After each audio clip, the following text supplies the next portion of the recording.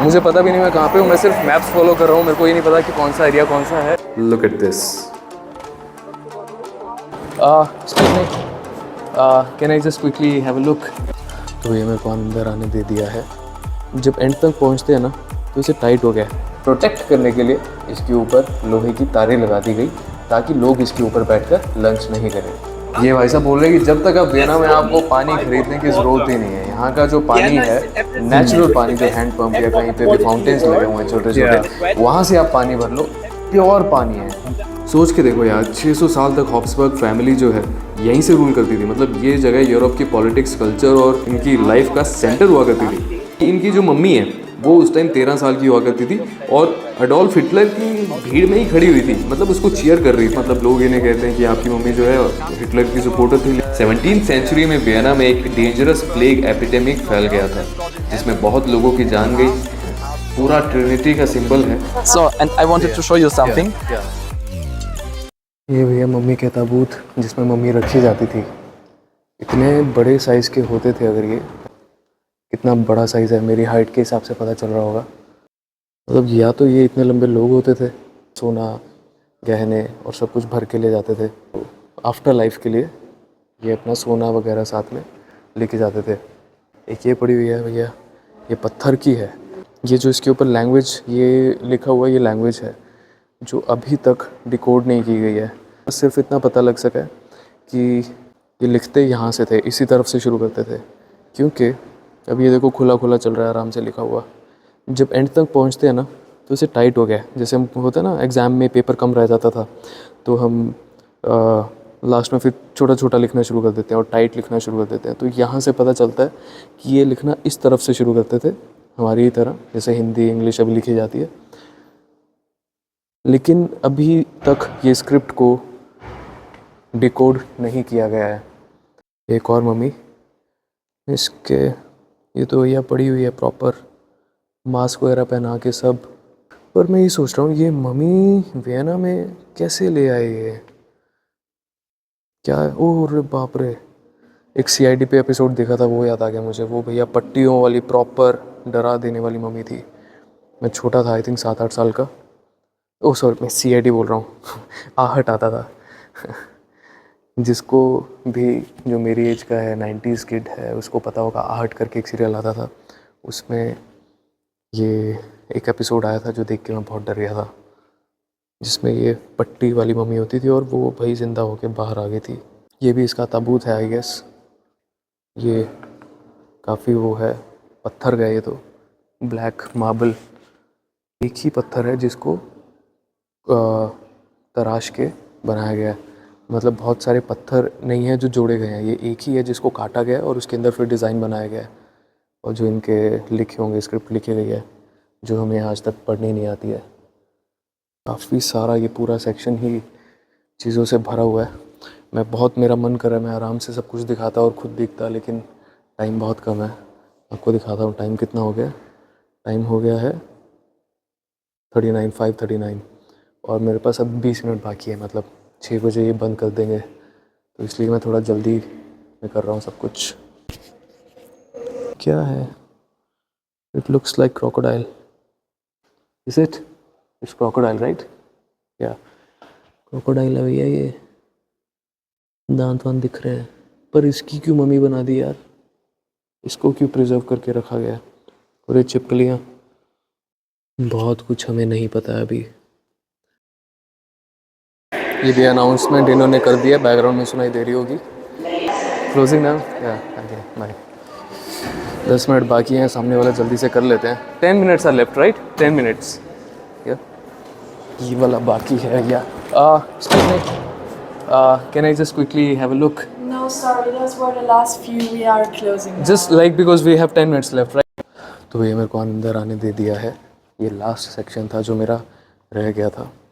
This one is also about Jesus. देखा भैया, time के एकदम पक्के हैं यूरोपियन लोग। 6 बजने वाले हैं, अभी 10 मिनट पहले सबकी छंटनी करनी शुरू करती कि बाहर निकलो बाहर निकलो। देखो भैया देखो, ऐसी जगहों पे चोरियाँ होती है मूवीज़ में। एकदम धूम 3 वाली फील आ रही है। डिटेलिंग देखो, एक छोटे से पत्थर पे बहुत छोटा सा ही है, मेरे हाथ से भी छोटा है, पता चल रहा होगा। तो भैया एकदम कट टू कट चल रहा है मामला। अभी टाइम हो रहा है 6:03 और मेरे को 6:15 पे पहुंचना है, मतलब वो गाड़ी टूर के लिए। और मैप्स में दिखा रहा है 12 मिनट, जो कि पूरा पूरा है, लेकिन मैं उसको भाग के थोड़ा सा और कम करके 12 मिनट का 10 मिनट कर दूंगा। तो अभी मैं तेज़ तेज़ चल रहा हूँ और मैं भाग के पहुँच जाऊँगा। और मैंने अभी कुछ नहीं खाया है, मैंने सिर्फ वो डम्पलिंग्स खाए थे एंड रास्ते में कुछ मिल गया तो ग्रैब कर लूँगा। तो भैया मैं ऑलमोस्ट पहुँच गया हूँ लोकेशन पे। ये बस ज़ेब्रा क्रॉसिंग क्रॉस करके मेरे को उस तरफ जाना है और वहाँ पे एक सफ़ेद छाते में इंसान खड़ा होगा, वो मेरा गाइड होगा। 6:10 हो रहे हैं, मतलब मैं 5 मिनट पहले पहुँच गया हूँ ऑलमोस्ट, क्योंकि बस मुझे ज़ेब्रा क्रॉसिंग जो है वो क्रॉस करके जाना है। और फिर सामने एक सफ़ेद छाते में इंसान खड़ा होगा जो कि मेरा गाइड होगा। और धूप भी निकल आई अभी तो, दोपहर को धूप नहीं थी, शाम को धूप है। दोपहर को जब मैं, आपने अगर वीडियो देखा हो, तब मैं जब निकला था 2:30-3 बजे, तब बिल्कुल धूप नहीं थी, अभी धूप है। वाइट अम्ब्रेला में कोई दिख तो रहा नहीं है वैसे। हाँ, मुझे पता भी नहीं मैं कहाँ पे हूँ, मैं सिर्फ मैप्स फॉलो कर रहा हूँ, मेरे को ये नहीं पता कि कौन सा एरिया कौन सा है।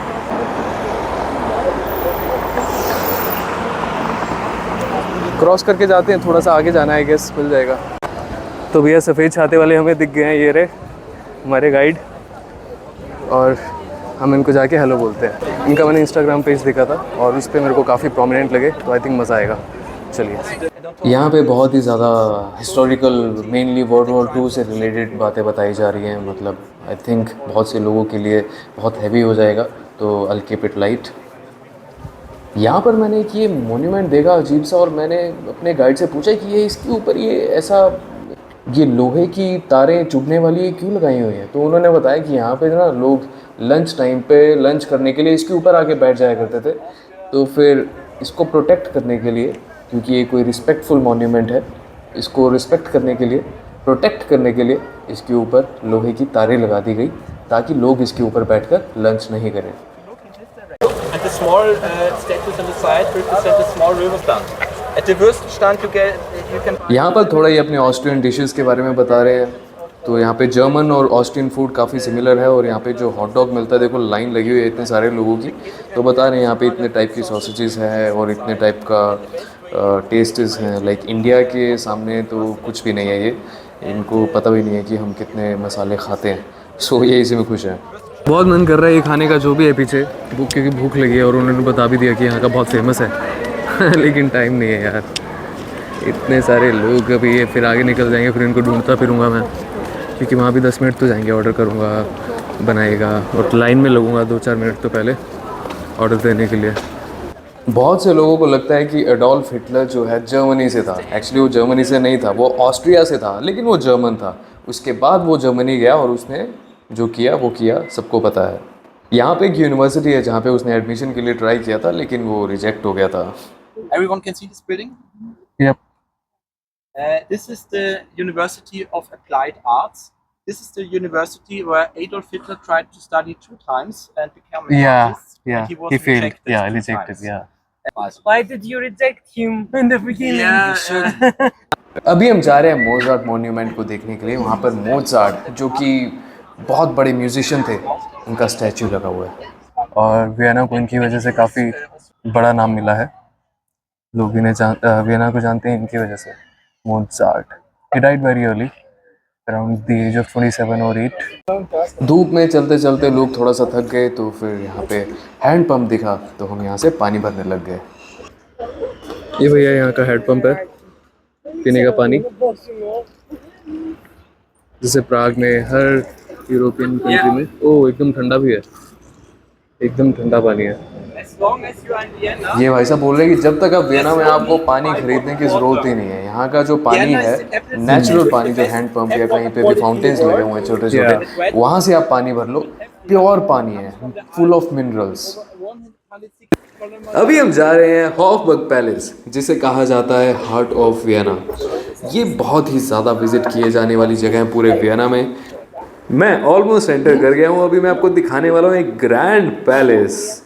Wow, look at this. ये सिर्फ एक पैलेस नहीं है, बल्कि सेंचुरीज तक ये पूरे ऑस्ट्रो हंगेरियन एम्पायर का पावर सेंटर रहा है। सोच के देखो यार, 600 साल तक हॉब्सबर्ग फैमिली जो है यहीं से रूल करती थी। मतलब ये जगह यूरोप की पॉलिटिक्स, कल्चर और इनकी लाइफ का सेंटर हुआ करती थी। आज ये पैलेस कॉम्प्लेक्स इतना बड़ा है कि इसके अंदर म्यूजियम्स, रॉयल अपार्टमेंट्स, लाइब्रेरी और इवन ऑफिस है। ऑस्ट्रेलिया के प्रेसिडेंट भी यहीं बैठते हैं। और यहाँ पे हमारे गाइड भैया ने एक बहुत ही इंटरेस्टिंग चीज़ बताई कि 1938 में जब नाजी जर्मनी ने ऑस्ट्रिया को एनेक्स किया था, जिसे हिस्ट्री में एंशुलस कहा जाता है, तब एडोल्फ हिटलर वियना आया था। इसी पैलेस कॉम्प्लेक्स के सामने वाले स्क्वायर पर उसने एक मैसिव क्राउड को स्पीच दिया था और हजारों की भीड़ में लोग यहाँ पे जमा हुए थे। और हमारे गाइड भैया ने एक और इंटरेस्टिंग पर्सनल कनेक्शन बताया कि इनकी जो मम्मी है वो उस टाइम 13 साल की हुआ करती थी और अडोल्फ हिटलर की भीड़ में ही खड़ी हुई थी, मतलब उसको चीयर कर रही थी। तो ये फोटो के अंदर भी उनकी मॉम की फोटो है।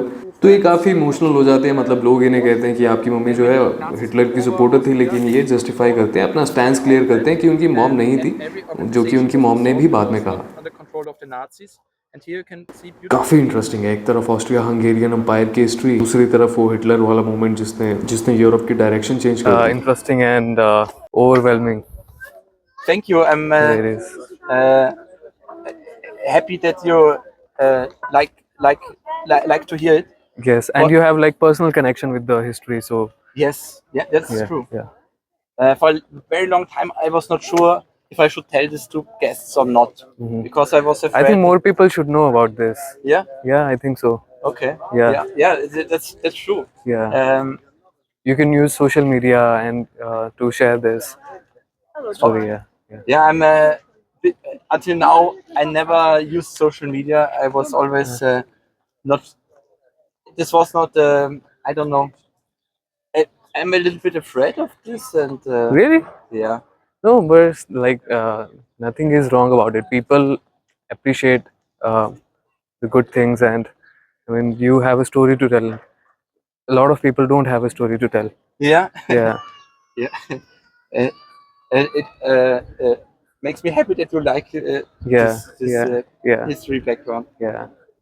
Yeah, for long, Because I'm always afraid that people could think I don't know, I'm from a Nazi family or I'm a No, Nazi no. and something like this. No, because you learn from history, and that's why you need to know different stories. That how can we learn from them? Yeah. Yeah, that's exactly. I think it's very important to know about history, to know So how we have evolved and Yeah. how we have come to this point now. exactly. Yeah.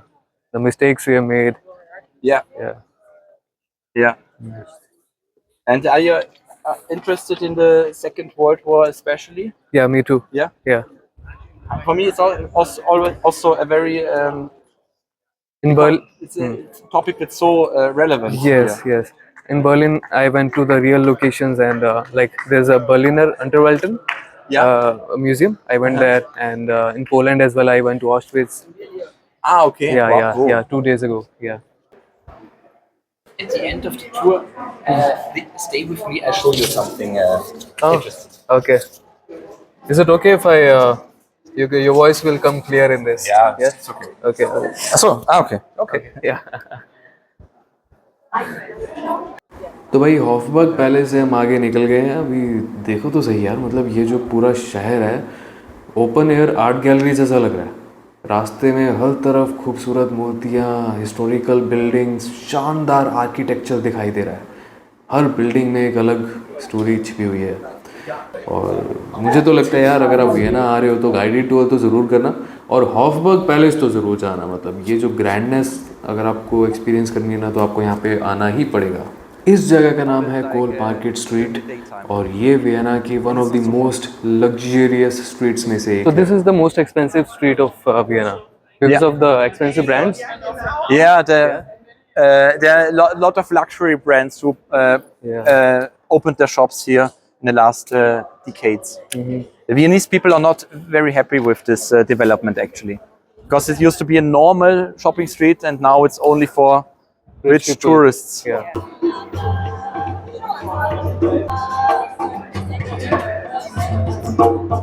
Vibe है, vibe है। मैं अभी Vienna के famous ग्रेबन street पर हूँ। ये सामने जो आपको यहाँ पे बीच में गोल्डन स्टैचू दिख रहा है ना, उसे प्लेग कॉलम कहते हैं। ये वियना के सबसे फेमस हिस्टोरिकल मॉन्यूमेंट्स में से एक है। 17वीं सेंचुरी में वियना में एक डेंजरस प्लेग एपिडेमिक फैल गया था जिसमें बहुत लोगों की जान गई। जब ये एपिडेमिक फाइनली ख़त्म हुआ तब Holi Roman emperor Leopold one ने ग्रेटिट्यूड रिमेम्बरेंस के लिए ये मॉन्यूमेंट बनवाया था। इस कॉलम पर जो स्कल्पचर्स हैं वो रिलीजन और होप को सिंबलाइज करते हैं। पूरा ट्रिनिटी का सिंबल है और नीचे एंजल्स और फिगर्स बने हुए हैं। आज के टाइम में ग्रेबन स्ट्रीट वियना का एक लाइवली एरिया है। लग्जरी शॉप्स वगैरह यहाँ पे हैं, कैफ़ेज़ हैं, हिस्टोरिकल बिल्डिंग्स हैं। आपका हिस्ट्री में इंटरेस्ट हो ना हो, लेकिन यहाँ पे आपको बहुत मज़ा आने वाला है। It was by the same name, right? What was your question? Sorry. There are so many cathedrals by the same name. Yeah, there are also other cathedrals or churches that are dedicated to Saint Stephen. That's okay. correct. Yeah. So what is this called? This area? Saint Stephen Square. Okay. तो भैया इस जगह का नाम है Saint Steven square और ये नाम पड़ा है ऑब्वियसली एक कैथीड्रल के नाम से। जो कैथीड्रल है वो है डेडिकेटेड टू सेंट स्टीवन। कमाल की जगह है यार, मतलब आप निहालते निहालते थकोगे नहीं। मेरी तो आंखें नहीं रुक रही हैं, मैं इधर से उधर देखे जा रहा हूँ। बहुत मज़ा आ रहा है यार। दोस्तों अभी मैं खड़ा हूँ वियना के सबसे फेमस लैंडमार्क और one of the most beautiful cathedral के सामने जिसका नाम है सेंट स्टीवंस कैथीड्रल। ये चर्च सिर्फ एक रिलीजियस प्लेस नहीं है बल्कि वियना की आइडेंटिटी का सिंबल है। Wondering how do they build this? Yeah. And it was built 600 years ago. Yeah. Like, That tower that you can see. 600 years. Yeah. Especially so up in the yeah. sky. And so much accuracy and detailing in the architecture. Yeah. सबसे interesting चीज़ इसका colourful tile roof है जो दूर से ही identify हो जाता है। और इसका south tower almost like 136 metre tall है जो मिडिएवल टाइम में यूरोप का टॉलेस्ट चर्च टावर्स में से एक था। और अगर आप इसके अंदर जाओगे तो आपको गॉथिक आर्किटेक्चर देखने को मिलेगा। मैं गया नहीं, लेकिन अगर आप जाओगे तो ऐसा है। ये हमारे गाइडेड टूर का लास्ट स्पॉट भी है। इसके बाद ये हमें विदा कर देंगे। तो काफ़ी मज़ा आ रहा है वैसे तो। और अभी इन्होंने हमें बताया इस चर्च के बारे में कि वर्ल्ड वॉर 2 के टाइम पे भी इसके ऊपर गोले दाग दिए गए थे। तो कुछ पार्ट से ये थोड़ा सा टूट गया था जो कि बाद में रिपेयर कर दिया गया था। थोड़ा सा ही टूटा था, ज़्यादा नहीं। तो ये गाइडेड टूर हमारा यहाँ पर एंड हो जाता है और यहाँ पर अभी हम इन्हें विदा करेंगे, ये हमें विदा करेंगे और हम इन्हें टिप देंगे। ये कुछ इसी तरह का यहाँ पे रूल होता है। इसे कहा जाता है फ्री गाइडेड टूर, लेकिन टूर के एंड में जो आपको अच्छा लगे, जितना आपको अच्छा लगे, आप एक थैंक यू नोट की तरह इन्हें टिप दे सकते हैं। You said you will tell me some interesting things. Yes, yes. I'm waiting for that. Actually हमारे गाइड भैया ने मुझे पर्सनली, क्योंकि मेरी इनसे दोस्ती हो गई थी, तो इन्होंने मुझे पर्सनली कहा कि तुम्हें मैं ना लास्ट में एक बहुत इंटरेस्टिंग चीज़ बताऊंगा। तो अभी मैं वेट कर रहा हूँ, सब अपना टिप दे के सब निकलेंगे। तो इनसे मैं अकेले में बात करने वाला हूँ। ये कुछ मुझे बताने वाले हैं बहुत इंटरेस्टिंग, और वो वीडियो मैं इसके बाद अलग से डालने वाला हूँ। तो जिसका भी हिस्ट्री में इंटरेस्ट है, क्योंकि वो हिस्ट्री से रिलेटेड होने वाला है, वो मैं अलग से वीडियो डालूंगा। Nice to meet you too. It was. I hope too. It was a pleasure. Really, thank you very much. I'm very happy to hear this. Thank you very much. Thank you. Have a wonderful time in Austria, and hopefully you will come back one day. I'm sorry. Bye bye. Ciao. So, and I wanted to show you something. तो दोस्तों, जो हमारे guide भैया मुझे बहुत ही interesting चीज़ दिखाने वाले हैं, वो मैं अगले वीडियो के लिए रख रहा हूँ। तो अगर आपको ये वीडियो पसंद आया तो आप इसे लाइक कीजिए, अपना ओपिनियन कमेंट कीजिए, मैं ज़रूर रिप्लाई करूँगा। और अगर आपको आगे भी ऐसे वीडियोस देखने हैं तो सब्सक्राइब कर लीजिए और अपने दोस्तों के साथ शेयर कीजिए। बहुत बहुत धन्यवाद।